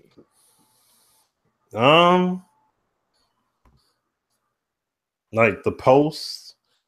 Yeah, the post game for sure. I want to see NBA Live definitely, like I said, work on the post game, but also on the steals. Like, the steals and blocks. Even though I will say this, NBA Live, the blocks are legit because you got a lot of people that keep driving to the hole. So, I mean, it should get blocked. But, but at the same time, you have people that set things to a particular, they have particular setting, and those changes won't lock for them. You know what I'm saying? Like I said, like in both live and 2K, the two-man sequencing, especially in live, there it is. That's what I was trying to think. In NBA Live, the sequencing is a bit too heavy. You know what I mean? Like, I want to see more independent animations happen. And, because defensive-wise, I can't time blocks at times. Like, I can't time my block attempts. Because they pull me into an animation and I can't time it. They make me do something I ain't got no control over. Also, at the same time, this is a point I made in the past about Madden 16 because they would do this. I don't want to see my defender going up to block a shot, and it's like the ball is there, but they only make his hand go partially up. Because if he did a full extension, he's blocking it. It's as if the game, the CPU is intentionally setting it to the block. You know what I mean? Like they're saying that you're gonna fail on this attempt, no matter what, and your guy's gonna only put his hand up like part way instead of all the way up and knocking the ball out, or going through with a clean swat and knocking the ball out. You know what I'm saying? So it's like, those are some things that they definitely need to work on for sure. Like I said, post-game animations. Oh, definitely with the ball physics. Look, NBA Live, the basketball, you block it, the opposite way or whatever, it's like the ball all of a sudden has a mind of its own and it just stops. You know what I mean? It'll bounce as if they were just walking up the court with the basketball, even though you just straight up just violently swatted the ball flying down court. It's like it gets breaks and it's just like doot doot. It just stops like two or three bounces and then it just stays there. So that's something definitely to address. NBA 2K, I understand that they're building the game out. I get it. This is a new path they're going down, so therefore the game is going to be a bit rough. I understand. Just wanted to make sure that was clear, but NBA 2K, gameplay-wise, it's not that bad, but like I said, I want to see more animations. You know what I'm saying? Keep that system going with it, because remember, you guys, they told us that the game's not governed by animations anymore, yet look what's happened. Right. You see what I'm saying? They said that in 2K. So it's still there. It's definitely there. And as they keep patching the game, this is always going to happen. This is what they promoted prior to launch, but then post-launch, it just goes down the tubes. And that sucks. But then on the flip side, let me see what else. Oh, well, this is more for the park kind of deal. And Shakedown posted a lot online. Like he'll go for a between the legs dunk, or he'll end up doing a extremely, over the top dunk, going through traffic and stuff. Well, yeah, he passes his defender, goes up for the ball, goes up for the dunk, and ends up getting blocked. And it's like the game is choosing the dunk animations. Now, while I do respect the ball physics on there, because when he's getting blocked, dude, like their hand is there to block it, and they're knocking it out. But the thing he's tripping on is that they don't have the right animation packages, or excuse me, they don't have the right animations triggering, and that's the issue that they have. So, like I said, there's a good amount of cleanup work on both sides, but I would say definitely on the NBA Live side of things, keep building the way they're building, make the animations more independent, give us more animations when it comes to creating our players, as far as like, the dribble types, shot types, layup types, even though their approaches and stuff to the rim. Like we need to have stuff captured. Way that could all be built out, put into the game. So that's really though all I have on that for now, at least. Yeah, man, that's just want to see them build on that kind of stuff, man. If they could do that, you just want to see them build on what they have. Like I said, NBA 2K18, man, is not. To me, is not as bad as some people would say. Because when people say a game is trash, I kind of just take it with a grain of salt, so to speak, because everybody has a different opinion, man. Even like in Deron Smith, I'm about to send you an invite. He wants to come on real quick here. Everybody has their own opinion as far as what they like and what they don't like. I mean, you look at it in the chat. Early on, I was seeing people going back and forth, and they were saying that somebody's saying that they think NBA 2K is great. Other people were saying, no, I've liked 14 better. And some people said, oh, I like 7. It's like it's all opinions. So I always like to hear from people, why is it trash? Like, because me just being an average sim gamer looking for the game that replicates sports to the best of its ability, I plug in 2K. And I just can't say that it's trash. I can't. Now, can I see things in the game that I don't like? Absolutely. There are problems. And we've discussed them. But it ain't trash. As in my opinion, I can enjoy the game. So, and the same thing with Madden. I don't think Madden is complete trash. However, it ain't where we want it to be. So, just my quick thoughts, man. But what's up, man? We got you on, brother. I appreciate you coming on. You got the floor, man. What you got for us? Hey, thanks, man. I've been following you for a while, man. You do great work. I appreciate everything that y'all both have done, especially when it comes to the Madden and the football, flat out NFL, period. Appreciate it, man. One thing that I have paid attention to about that when you talked about what you would want to see coming up in Madden, the whole where you have to sit players, I think that would change the dynamic of the game completely. Because you can't sit here and run 7 wide receivers during the games and 10 defensive backs. You got to plan out. Okay, say I'm playing you, and I see, okay, you're a pass heavy offense.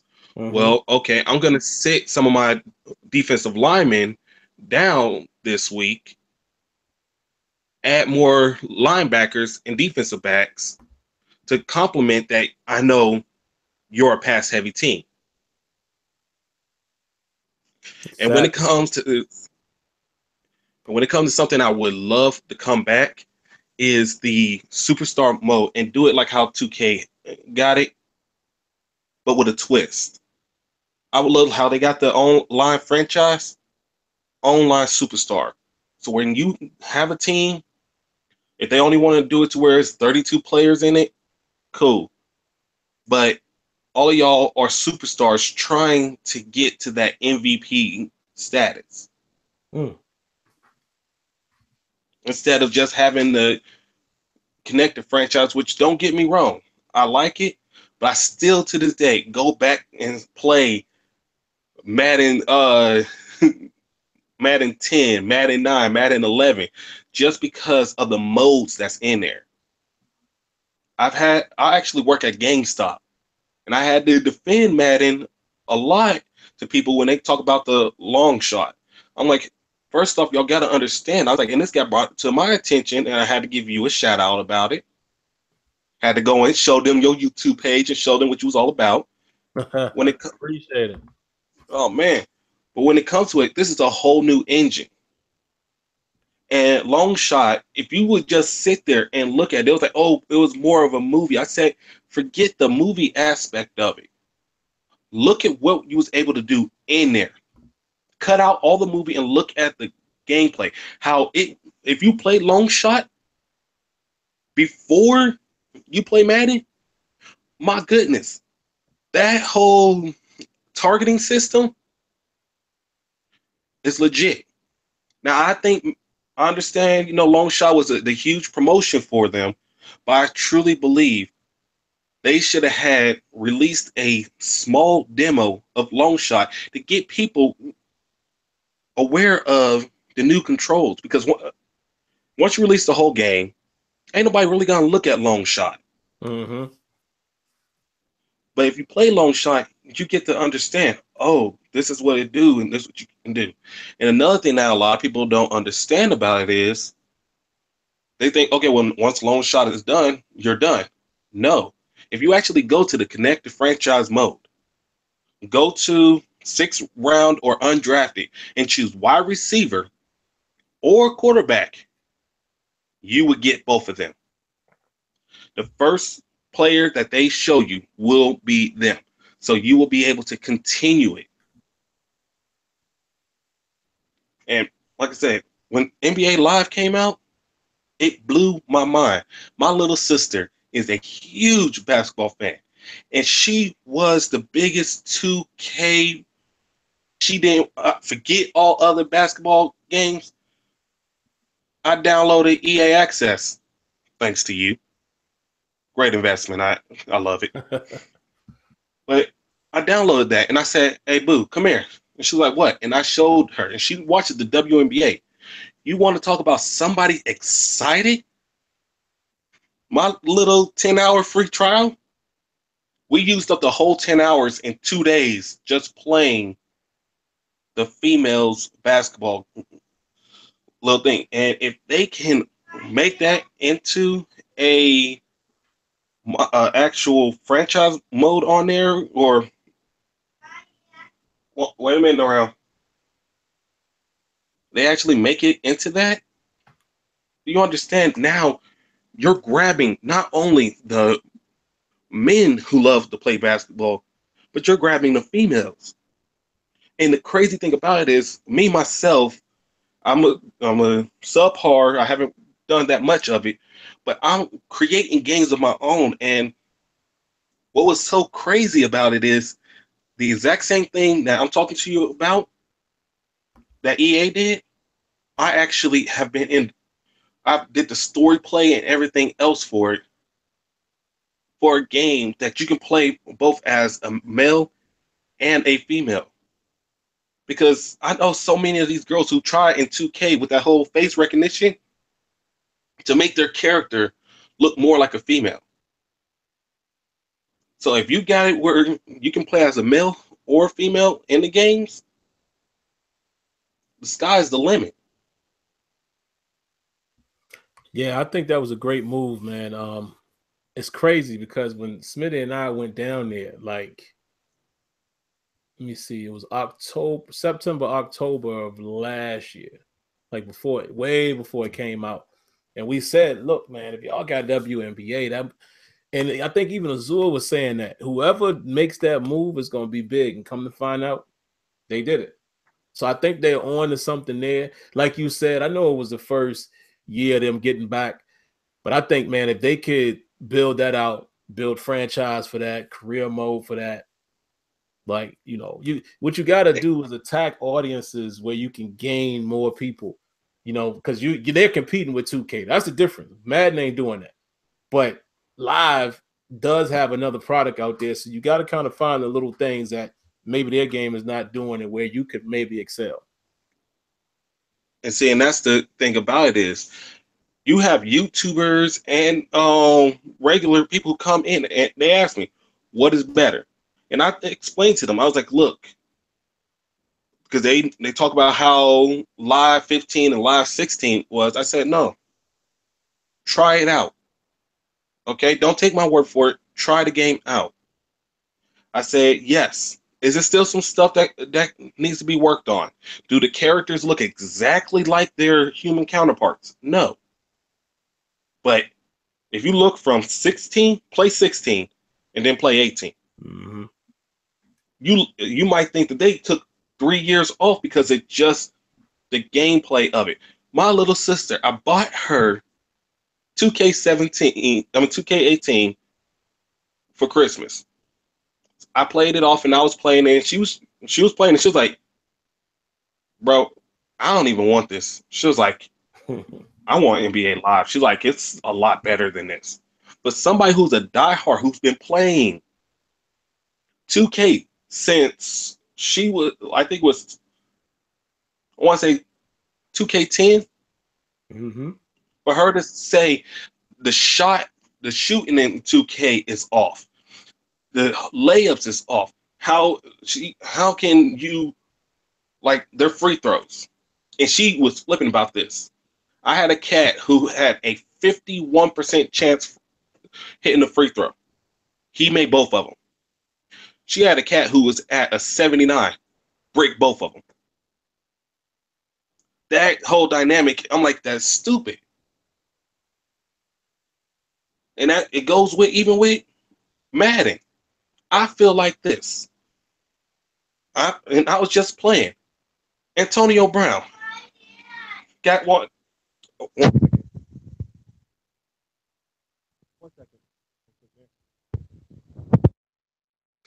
All right, guys, he's gonna be right back. Smitty, man, did you have any comments in regards to what my man was mentioning, or did you step away for a minute?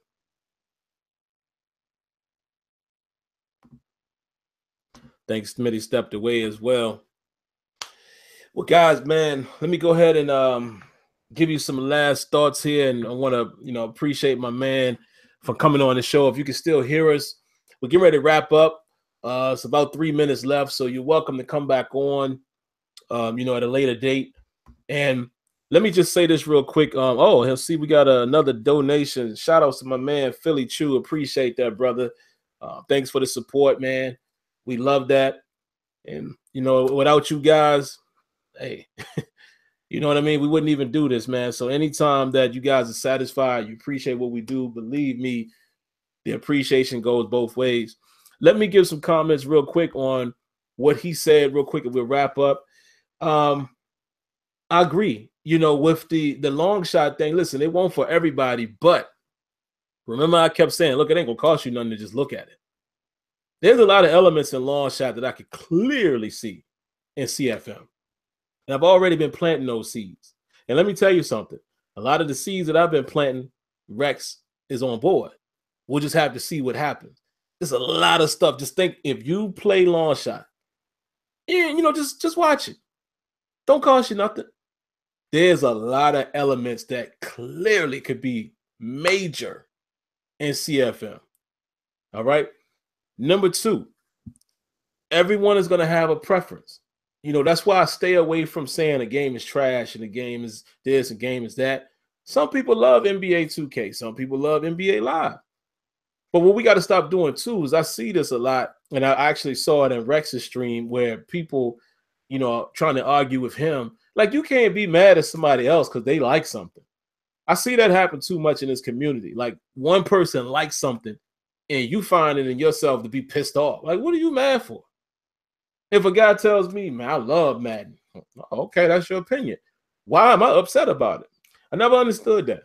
So that's why y'all don't see me jump into them arguments about which one's better, 2K and Live. I play them both. But I'm not going to sit here and beef with you over just like iPhone and Samsung. They both seem to be great. But I ain't going to be mad at you for getting an iPhone and me for getting a Samsung and vice versa, which I do have iPhone. But see what I'm saying? I just don't get into all of that. And the last thing I wanted to say real quick, man, because this was one of the last topics. I didn't want to forget this, and I'm definitely going to wrap up here. But somebody else who follows us, actually, let me shout out his name. I have it here in my notes. The profile name is K.B. on Twitter. He's at the number 1 mile 5_2_8_0. Shout outs to you because he's the one that sent me the topic about the accountability. I'll read what he says here and then I'll give my quick thoughts on what I think he means. He says, is EA really accountable when it comes to things that they tell the consumers? And then he says, rather, is features or gameplay, legacy fixes, or anything, is everyone in EA's building on the accountability? So I will answer that real quick. Like I said, I think Smitty stepped away, so I'll answer this and then I'll end the show. Honestly, man, I think it's on the accountability of everybody. However, sometimes, let me break it up in 2 different categories. I'll give you this example, and I think we all can appreciate this. Madden 25. Andrew Wilson, who is now, basically still connected, with them. He's still one of the heads and all of that. He's running the show. And like Rex says, Andrew Wilson seems to be one of those people that's trying to get a little bit on board with, what Rex and the guys wants. But he stands up on that E3 stage on Madden 25. He tells us about how, the Ignite engine is going to do this and all these calculations and beautiful gameplay and human-like reactions, and players are going to, diagnose the plays and blah, blah, blah, right? We never really saw that. Now, is that on the fault of the devs or marketing? In that scenario, I'll say marketing. Marketing is pumping up all of this stuff, and maybe sometimes they're talking about years ahead, because I've noticed trends. Sometimes it's things that they mention at the beginning of a generation as far as like a console, and then maybe closer to the end you start to see certain things. So I think marketing has a way of overselling. So I can't put the accountability on the devs, but I put it on the EA as a whole, the marketing component. Those guys I got an issue with when they do that. Second part, accountability falls on the devs when it's stuff that's in game. Anything that you produce that year, and I got to hold you accountable for it, man. The bugs, the things that don't work the way they're supposed to, how you patch it, all of that stuff, the accountability falls on the devs. So that's just my quick question. And I see we have Smitty back, so I'll definitely have him answer that, and then we'll get out of here. But that's, like I said, I put the accountability on the whole building, but I break it up in segments. I hold the marketing team and those who make the decisions accountable for what they promote. Again, i.e., Andrew Wilson and Madden 25 standing on that podium and telling us, yeah, this is what it's going to do, and we ain't seen that since. Come to find out, Ignite ain't do none of that. Now it looks like Frostbite is going to be the one. But as far as the devs, I hold them accountable for whatever game they produce, how it functions, the bugs, and how they patch it. So that's just my thoughts on it. But yeah, Smitty, again, not our guest, but one of our viewers sent us this topic, and I'll read it to you real quick. What he said, he basically said, is EA really accountable for when it comes to things that they tell the consumer? Rather, is it features or gameplay or legacy fixes or anything, etc.? And then he says everyone in EA's building, everyone in EA's building on accountability. So I'm not sure if he worded that correctly, but I think what he's asking is, again, when it comes to the consumer, should we hold everyone accountable for what they tell us is going to be in the product? Yeah, I mean, you got it. Yeah, because that's like saying, that's like having a car, and you're talking about all the features and everything else that it'll have, but you mean to say at some point it'll be in there. We don't mean it can happen right now, but that's the end goal. But it's not promoted like that. It's not promoted like, these are the pillars that the game is built on, and this is what I hope the game will end up being. You know what I'm saying? Like at some point, like you're not speaking future tense.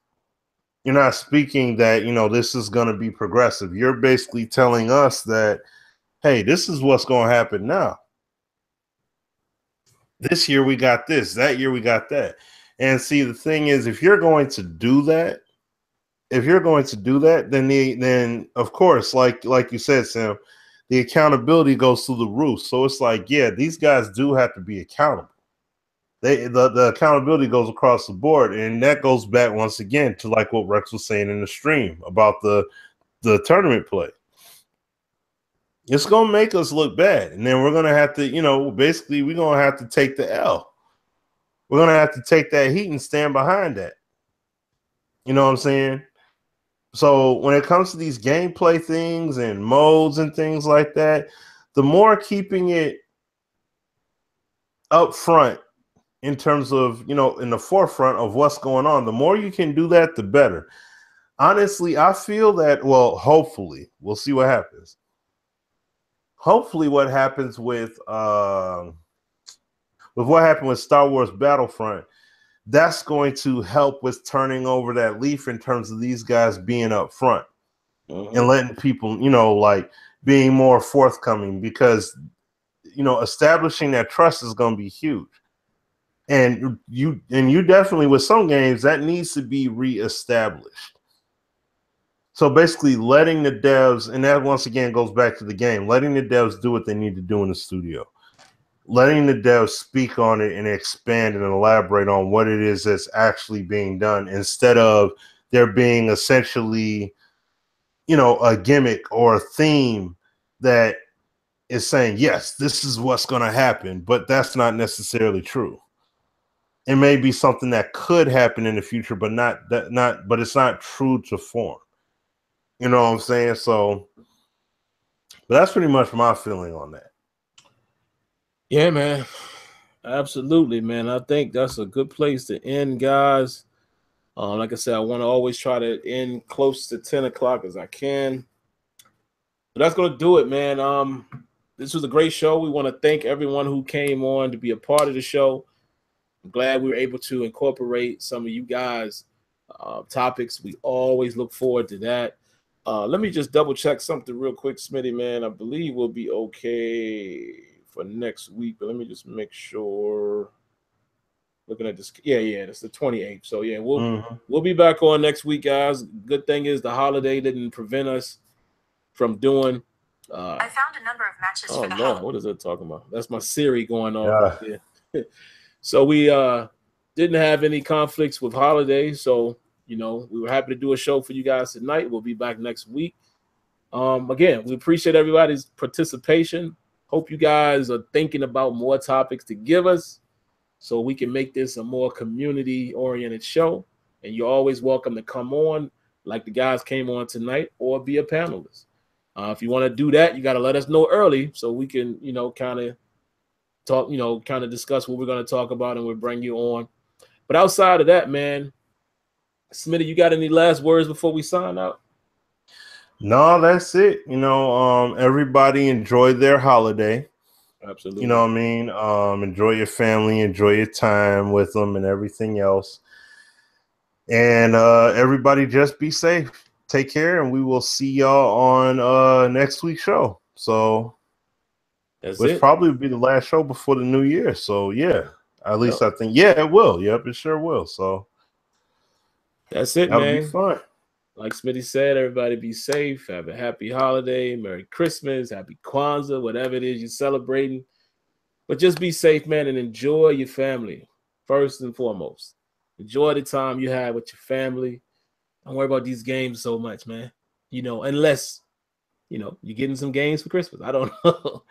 But take time away from this. Enjoy your family. Enjoy your holiday. And we'll see you guys back next Thursday with another show. All right. Catch y'all later. Peace. Peace.